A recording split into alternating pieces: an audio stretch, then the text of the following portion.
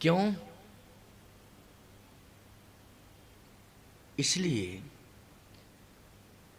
कि इतना प्रभावशाली संत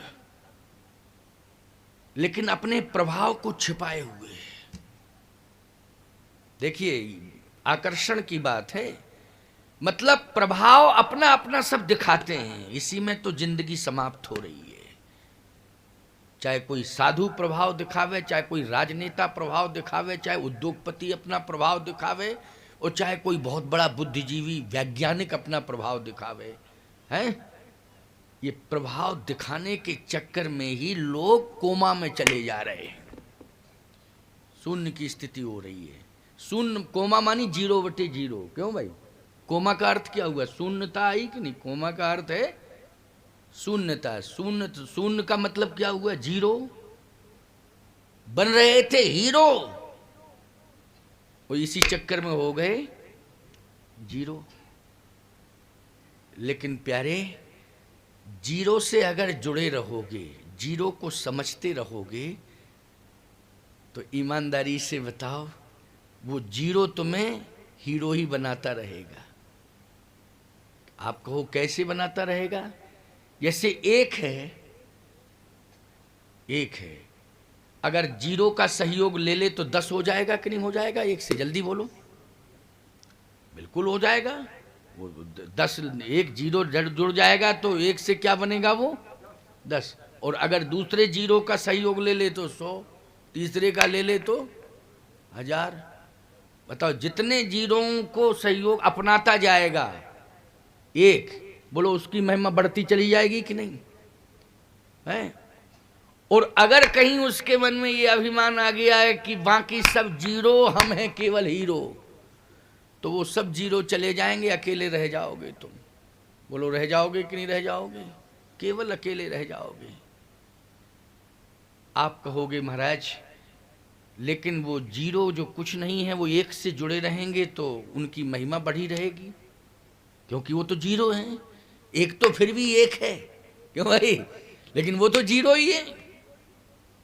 सावधान। संसार में एक अभिमान ना करे, एक अभिमान ना करे। अगर वो अभिमान करेगा एक, तो वो अकेला ही रहेगा, उसका साथ देने वाला कोई दूसरा होगा नहीं। भले ही 0 बने रहें, वो कहेंगे हम 0 ही रहेंगे, हमें कोई दिक्कत नहीं है, लेकिन हम तुम्हारा साथ नहीं देंगे।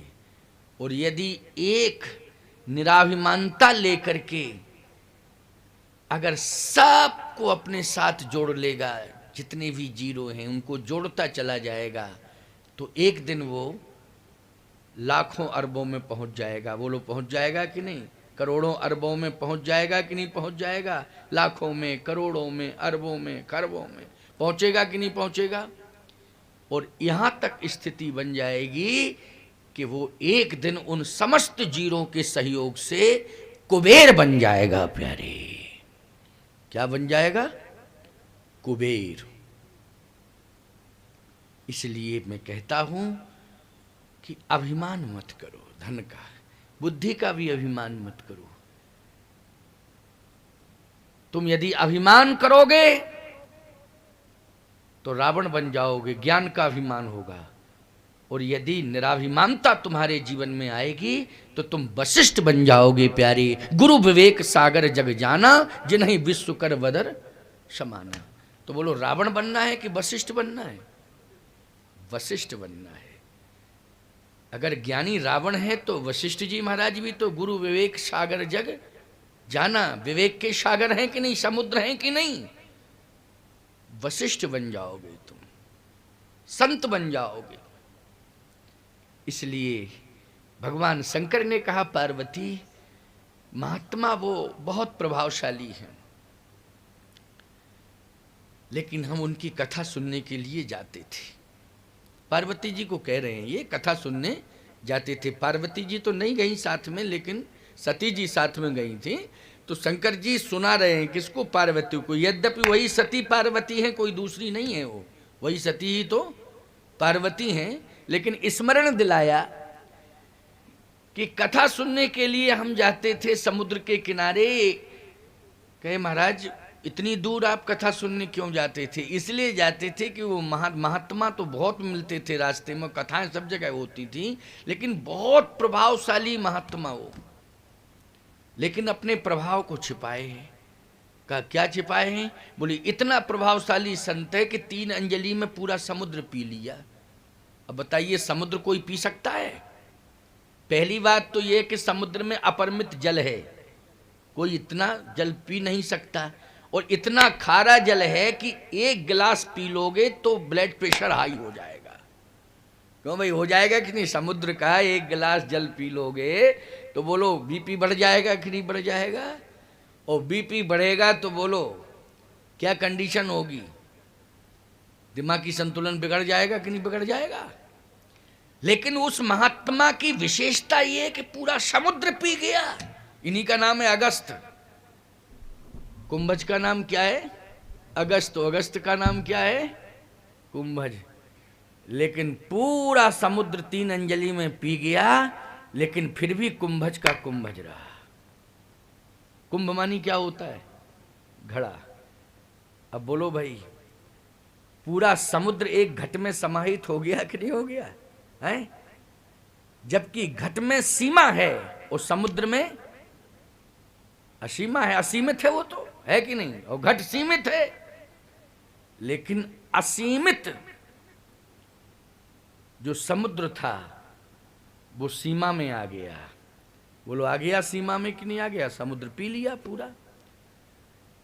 लेकिन पार्वती विशेषता ये है कि समुद्र में जल खारा है, परंतु अगस्त की वाणी बहुत मीठी है। वाणी बहुत मीठी है। अच्छा प्यारे, विचार करना वाणी की कितनी बड़ी कीमत है। वाणी इतनी मीठी है, इतनी मीठी है, और ये मधुरता का संबंध जल से नहीं है, फिर कई इस मधुरता का संबंध है भगवान की कथा से। जिसने भगवान की कथा सुन ली और भगवान ने अपनी वाणी से कथा कह दी, तो ये समझ लेना कि उसकी वाणी में मधुरता आ जाएगी, और ऐसी मधुरता उसकी वाणी में आएगी कि एक दिन उसकी कथा को सुनने के लिए इसी जगत में उसकी कथा को सुनने के लिए स्वयं महादेव अर्थात विश्वनाथ पहुंच जाएंगे। यही कारण हुआ कि मैं स्वयं कथा सुनने के लिए पहुंच गया। अब बताओ भाई, कथा में ताकत है कि नहीं? विश्वनाथ को भी हिमालय के शिखर से उतार के और जाके समुद्र के तलहटी तक पहुंचा दिया। ये ताकत किसमें है? कथा में ताकत है। जब समुद्र पिया था गौतम अगस्त ऋषि ने, जब समुद्र पिया था अगस्त ऋषि ने, कुंभज ऋषि ने, तो भगवान शंकर नहीं गए उस समय। लेकिन जब कथा कही वाणी से तो भगवान शंकर पहुंच गए। बल का प्रदर्शन करोगे, क्योंकि वाणी से ही तो बल का प्रदर्शन होता है। किससे होता है? वाणी से ही कथा कही जाती है, और वाणी से ही बल का, धन का, सबका बखान किया जाता है।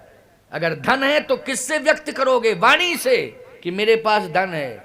शक्ति है तो किससे व्यक्त करोगे? वाणी से, मेरे पास इतनी शक्ति है। प्रभाव है तो वाणी से ही प्रभाव व्यक्त करोगे। लेकिन भगवान कहते हैं ये वाणी तुम्हारी धन नहीं हो रही है, ये वाणी से तो अभिमान प्रकट हो रहा है। लेकिन जिस दिन तुम वाणी से भगवान का नाम लो दोगे और भगवान की कथा कह दोगे, उस दिन याद रखना अभिमान नहीं भगवान प्रकट हो जाएगा। इसलिए कुंभज की कथा में भगवान शंकर प्रकट